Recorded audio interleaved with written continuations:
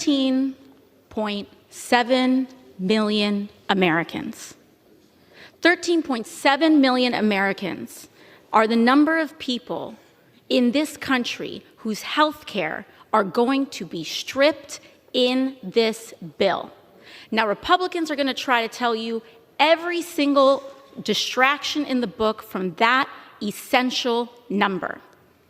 I want people at home to understand that Medicaid and the federal matching funds for Medicaid can make up 30 to 40% of some of the state budgets that we have going on back in your home. Republicans have put this bill together, rushed it together in a matter of hours on the back of a napkin, shaking it, walking out of the White House, and brought it right here to this floor. They are defunding Planned Parenthood. They are ending tons of Medicaid coverage for 13.7 million Americans, including Affordable Care Act coverage as well.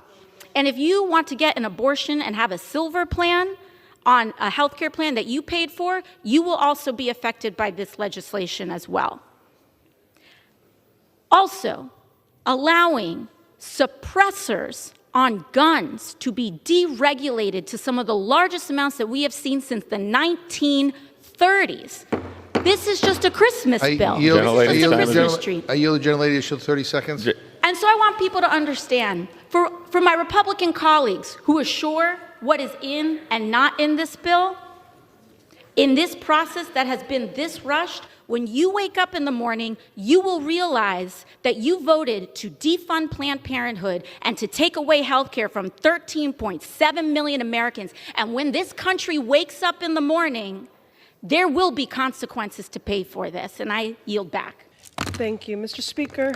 I rise in vigorous opposition to this bill that is callous and cruel and clueless about what the American people are dealing with. This bill, if passed, we're talking about generations of harm, lives lost because of defunded cancer research, pregnant mothers denied essential health care, school lunch programs gutted, our babies hungry, and for what? To line the pockets and stroke the egos of a few petty billionaires? I believe in the promise of this nation. I believe in the possibility that government can do right by people and help us through our most vulnerable moments. This bill is the antithesis of that. This bill is a threat to the lives and livelihoods of so many people. The mood up here is somber. Y'all are gleeful. It's somber because this is shameful. Republicans, we just need 4 of you to be people of conscience to stand up against this, and in exchange, you can save lives.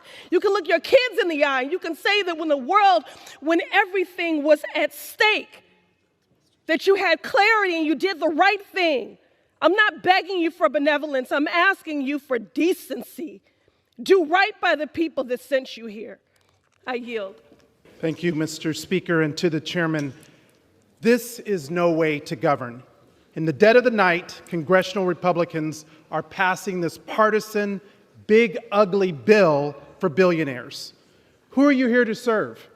Billionaires or the constituents that elected you to bring down costs and to make life more affordable? Your constituents, like mine, rely on Medicaid and public education, veteran programs, SNAP, child care, Head Start, Medicare.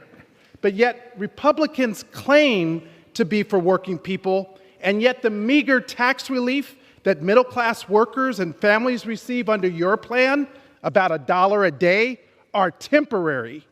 But the tax cuts for billionaires and big corporations are permanent. That is a choice. I'm for permanent tax cuts for moms and dads, for small business owners. Who are you here to serve? The GOP budget cuts from the masses to give to the few, to billionaires who barely pay taxes to begin with.